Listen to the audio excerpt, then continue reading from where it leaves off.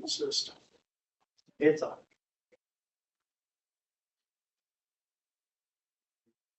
And nobody's out there. Yeah. So last meeting, I think it was like, that's what it looked like. For the whole meeting? Somebody said you couldn't see us at all. You see the people on your side, but not the council. Cloaking device. And then you can't hear us half the time. You guys must be wearing camel or something. Yeah. Yeah, they're just gonna see it.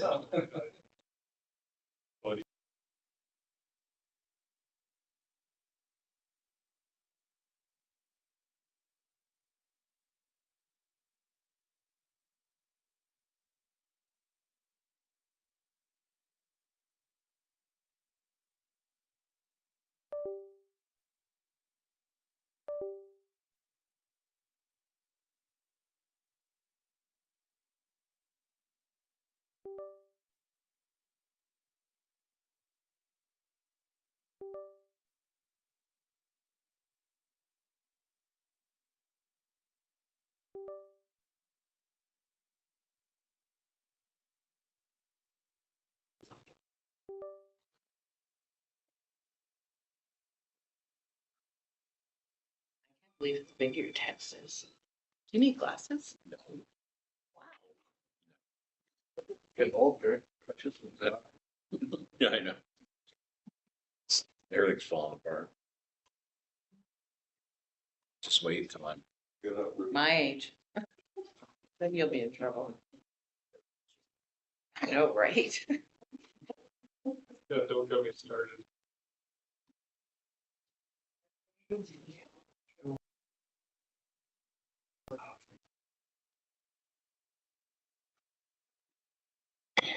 Call the meeting to order. I acknowledge that Smoking Valley was learn, work, and organize as the ancestral traditional unceded territory of Smoking people from home to Indian Valley. Adoption of the agenda. So moved. Councilor Funny Secretary. Councilor Lewis. The additions, all in favor, carried. Adoption of the June 19th minutes. So moved, Mr. Mayor. Second. One of the intermissions. Favor. Carried. Personnel petitions for delegations, staff reports, structural protection equipment. That's me. Thank you. Right, just a bit of background, what we're looking for is council approval for the allocation of $45,000 on fire smart funding to purchase FP with the construction protection unit equipment. This is part of our CRI funding. This will be the second year of 4 years worth of funding. Each year they allow us to allocate up to $45,000 towards FP equipment with the end goal of having a fully stocked protection. Any questions? Good. Mr. Mayor. Thank you. Councilor Lewis, second. I'll second that, Mr. Mayor. Elliott, last chance to ask questions. I just have a comment, according to your list, it looks very extensive.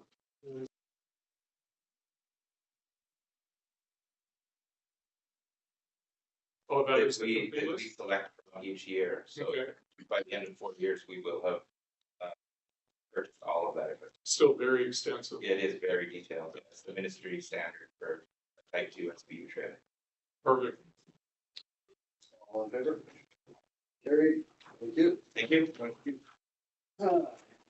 And we have request to receive funding and allocate $200,000 to flood protection installed during 2021 weather emergency response. Ed, so yours. Thank you, Mayor. Council. This is probably the last act of emergency response for the flood 2021. This application that I submitted was an EAF, which was the similar process that we used to initiate all the work we did during the flood. It's typically to remove what's left as temporary flood protection and return the Tesco baskets to the Questions?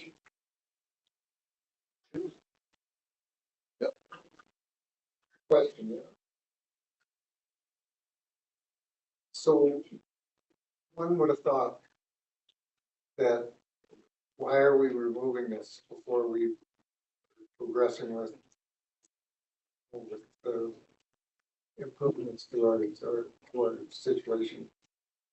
The province asked me that specific question. And in a different light, they were saying, why are you waiting to take it out?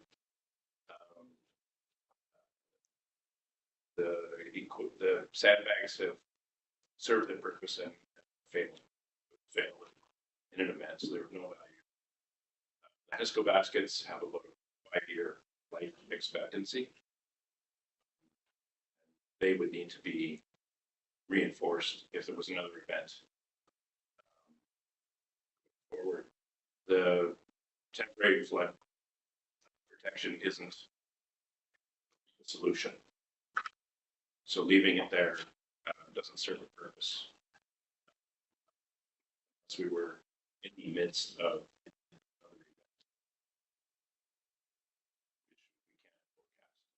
which we can't forecast. What's the extent of the damage to the road, whatever, to the present? What percentage of it is damaged now? The dike isn't damaged now. Well, you said, The sandbags, anything that's a sandbag has served its purpose and it's no longer the 600 meters of that put in place in different spots. already, I was, that's that motion. 1 second. Any last questions or not? All in favor? Carried, thank you. Thanks. 6.3 is requested to receive the funding and allocate 70,000 for you qualified professional or engineer to oversee the both and report on the removal of flood protection and soil drain. Thank you, Mayor. This is in association to the previous motion. The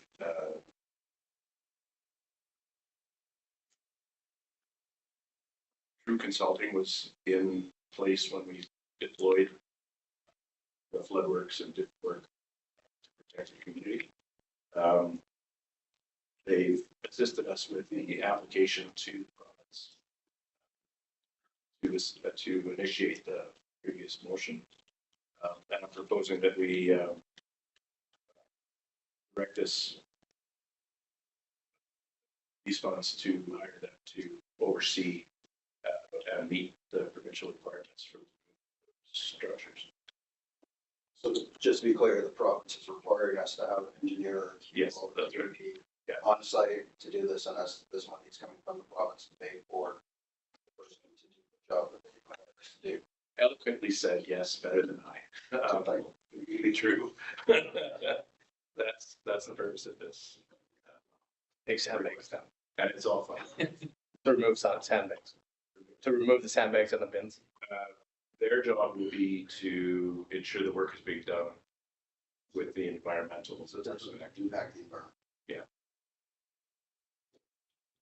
Okay. Sandbags can be very dangerous. Yes, if you throw them at somebody. Any other questions? If I can be a little bit more clear, the amounts that I provided to the province that were approved were the upper end of what could be the related costs. The actual costs that I came up with were less than what is being represented here. So I don't expect we'll use all of the funds the province has provided to us. So that money goes back to the province. Yeah. I guess I realize it's all being funded and it's all paid for and everything else. If I ever wonder about where money goes, whether it's federally or provincially or whatever, there's an answer for me as far as I'm concerned. But at any rate, it doesn't sound like we're being directed to do this and they're paying for it. Whatever. And we have to do it within. So the funds are simply in and out. No, I understand. Okay, motion, I'll make that motion, Mr. Mayor. thank you, seconder. I'll second that. Councilor Willis. Any last comments? All in favor? That's carried. Thank you. I'm gonna see your claims. You want to Got yourself on this one? Oh. Yeah.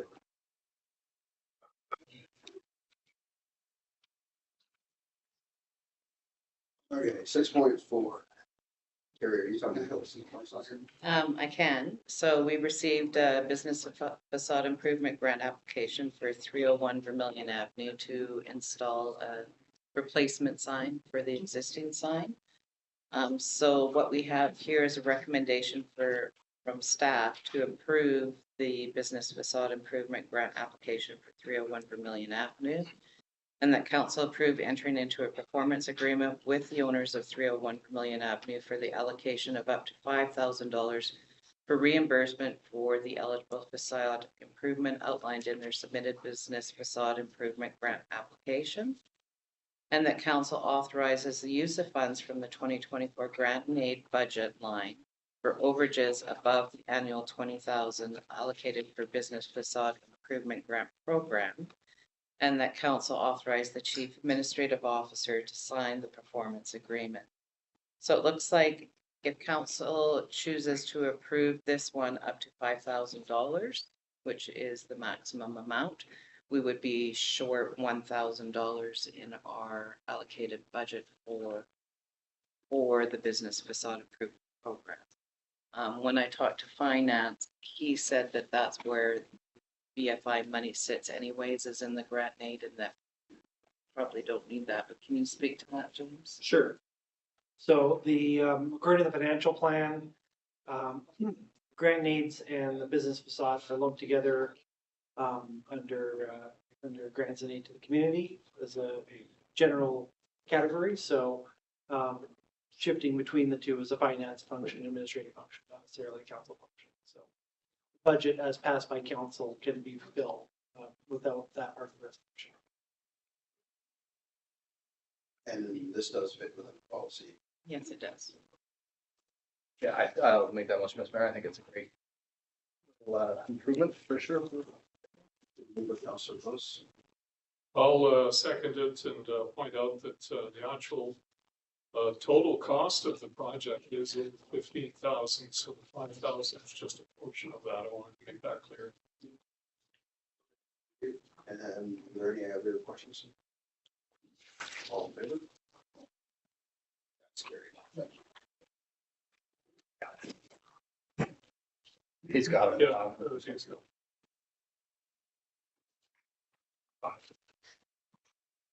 Yeah, I'll hand the reins over to you, Deputy Mayor.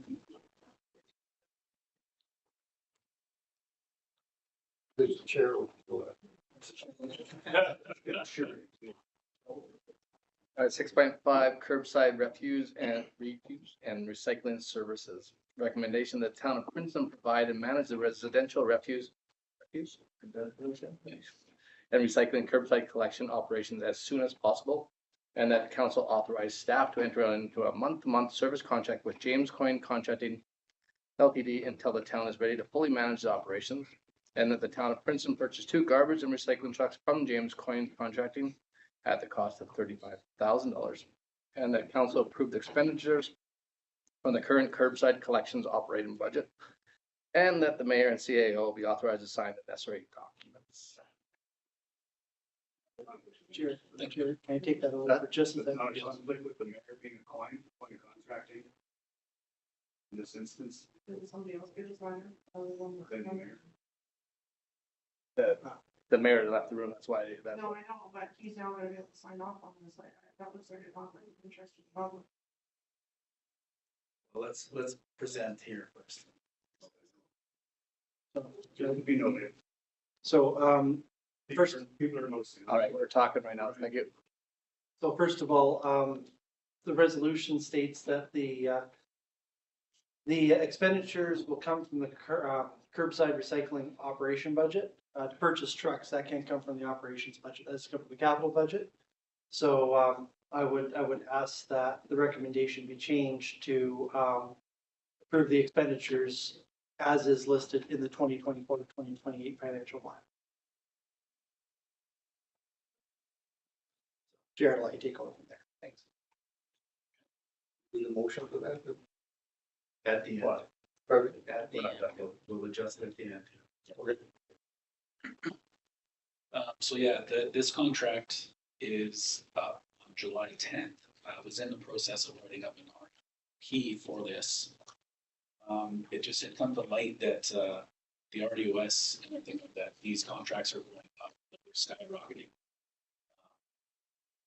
Places in the RDOS are going up from like 127 to 237% in cost to have this service.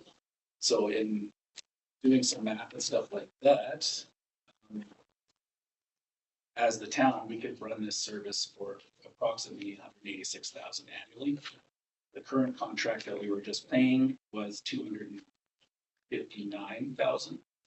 So we can do it cheaper, most definitely. And then that's the next contract, if we were to renew, would have been 263, but we wouldn't have got those kind of prices before we could put it out for tender. When it says expenditures, what exactly is the amount for the expenditures for the? So the top part, like total for town operation. So that's a driver and 2 laborers, and then fuel, insurance, repairs. That's for 186,000. With that, there will be some additional costs to train up staff for unless we can get someone in right away. It's roughly anywhere from 15 to 17,000 for a class 1 training. You need a class 1 driver's license to drive the truck. And also there would be, James Coyne's offered up his for sale for 35,000 for 2 trucks.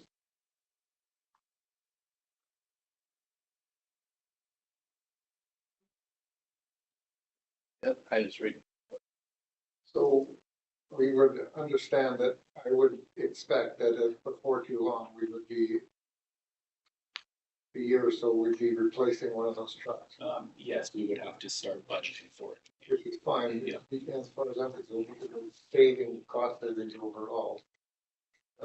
Year to year, is gonna pay for that for very long. Yeah, most definitely. Any idea what brand and what? Brand new, there's many different models and stuff like that. You're looking like 500 to $1 million on the, the high side. So, but we wouldn't need it for sure. And so do we have an idea like how long, like the service contract we'd have to use or have to need to? For James? For the extension? Yeah. We do, we have the potential, I assume, to use labor like at this time. He does have an employee that is showing interest on coming over, so he is the driver of the remote route. And so if he comes over, that would be perfect, and then we just need another labor for that. So really, the contract would just be about the driver and Oh, yeah, for the service contract, right? Yeah. There might be a little time for transition as far as doing all the legal change of ownership and whatever the equipment and stuff like that, but it'll be relatively quick. Well, one of the things that was mentioned by contractor was a previous contractor was that in order to continue on is liability or whatever that you have to pay for insurance, and that is coming up due is on that terminal date, right? Yeah. Where he would have had to renew it, it was the contract. Yeah. So if he continues on, we have to. If approved by council, we can take those trucks over ourselves right away, and then he can provide the service still using our vehicle. Okay, and from a labor point of view, that's acceptable in terms of how we work with our union and all that stuff. Yeah, they definitely, any employee that comes over would end up being a unionized employee with the town. And so again, if there's a transition period, that might be a month or a month and a half or whatever, where they're maybe under contract. But eventually they would end up being a unionized employee.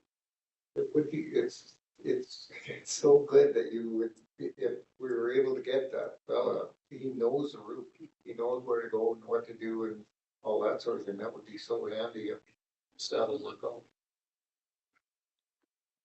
So really the plan is just to buy it all and then just have their guys drive for now and just to drive. Like the contract is just really for the labor. Yes.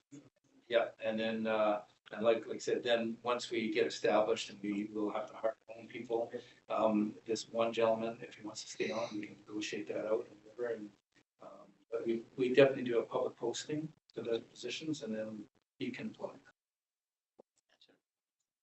Question. So first I want to say that I'm very impressed that you were able to crunch the numbers and show that the town can take it over and save at least half of what we've been spending at this point. That's incredible. I'm really impressed with that. Now you said relatively quickly, so can you narrow down when we're going to be actually severing ties with current contractor for today? What would you say, Judy?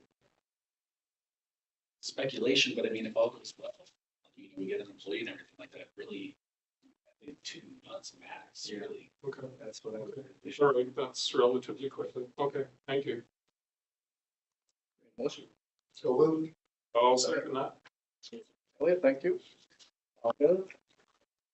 And yeah, that's good.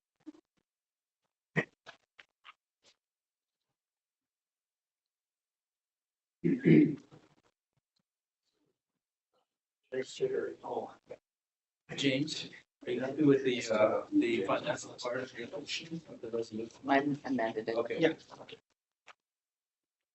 Okay, council reports. Council. No meetings to report. Say I went to the Canada Day and I thought it was actually really well done. There was a lot of people down there and a little entertainment, little magicians. It was well done. Councilor Woodley.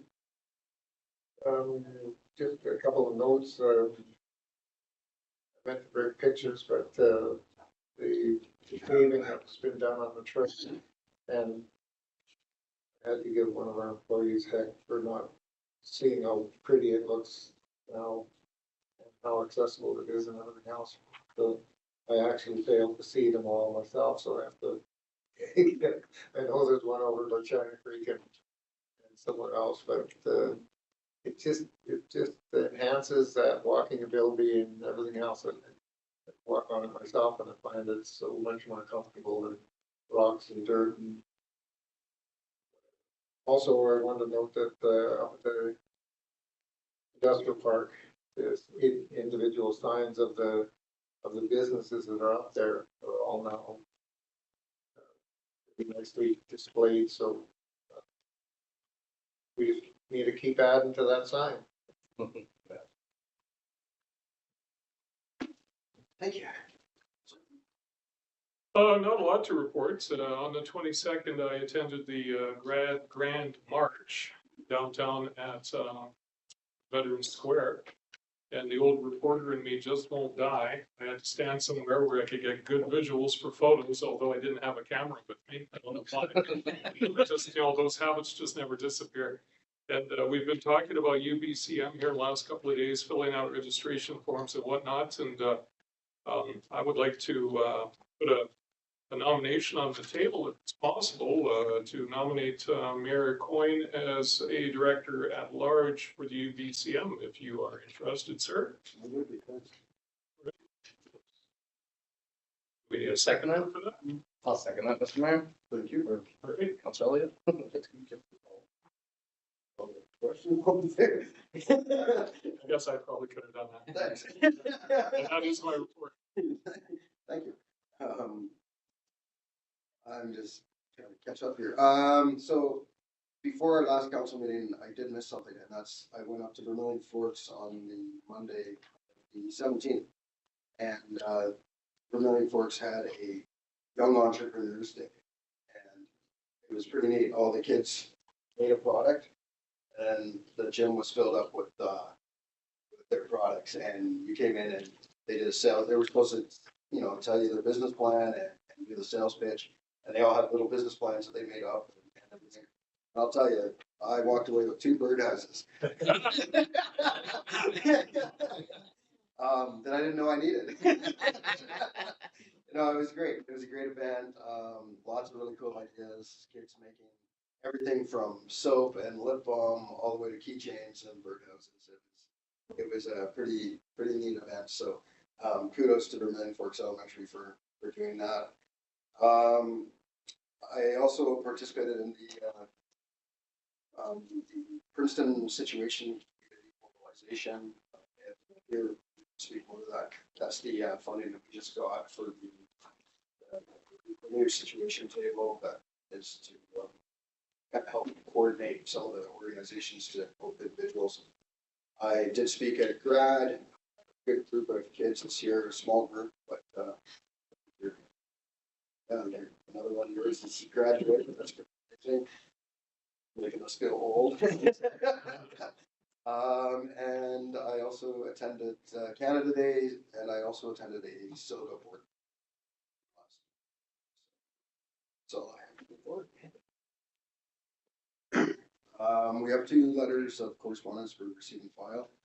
A letter from the Office of the Minister of Housing, small scale unit housing, SMUH, legislative requirements and requirements.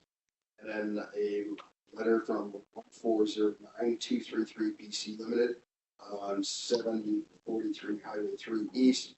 And it's just a notice about a approval of a rectal cultivation license by Health Canada. Questions or motion? I'll make the motion. So Lewis is motion to file, second. I'll second that. Mr. Elliott, last comments. All in favor? Very thank you. And then correspondence for action requested, a letter from UCM, letter from UCM Canada, community development from UC. So the town of Princeton enter into the 2034 Community Works Fund agreement between the town of Princeton and the Union of BC municipalities. And the council offers the mayor and chief administrative officer to sign the 2024 to 2035 or for Community Works Fund. Second. Everybody have any questions? I can speak to it. Yeah, so, so this was commonly known as gas tax up until 2014 when it was changed to the Canadian Community Building Fund. It's funded through gas taxes from the federal government. Everyone kind of knows the structured program. There are a couple of key changes to the agreement moving forward. The province is committed to asset management metrics. So how our infrastructure is changing and building and recovering, considering that this is a large portion of the funds that are going into it. It was warned at government finance officers conferences last year that more asset management emphasis will be placed on local governments. So we should expect our reporting requirements, especially when it comes to reporting to the province. Local government data entry programs through the Ministry of Municipal Affairs will increase substantially over the course of the next couple of years to meet those targets. People want to know how we're improving our infrastructure, and the money's just not going down a rabbit hole.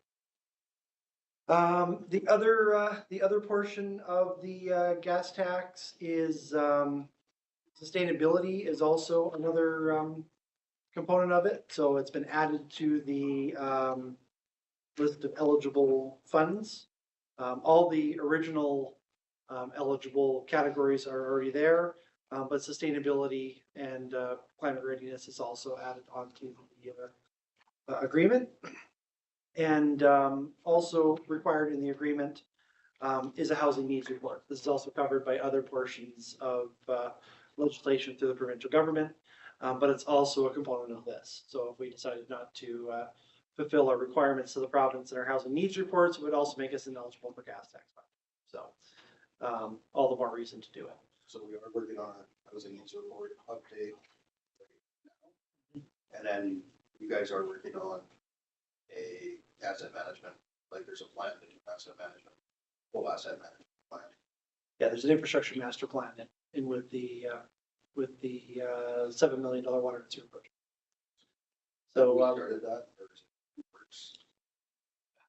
Not really, but with stuff that's been going on, it has been building. Great. Yeah. so those are the major updates. There's some housekeeping things and things like that, but those are the major changes to the new one in 2020. Any questions? All in favor? Carry. Thank you. Bylaws on the motion to close, recommendation of the meeting closed to the public for the purpose of considering the following 90.1E acquisition and improvements. If the council considers that the disclosure could reasonably be expected from the interest of the municipality. So seconded. Councilor Elliott. All in favor? That's carried. Thank you. And with that, we close the meeting.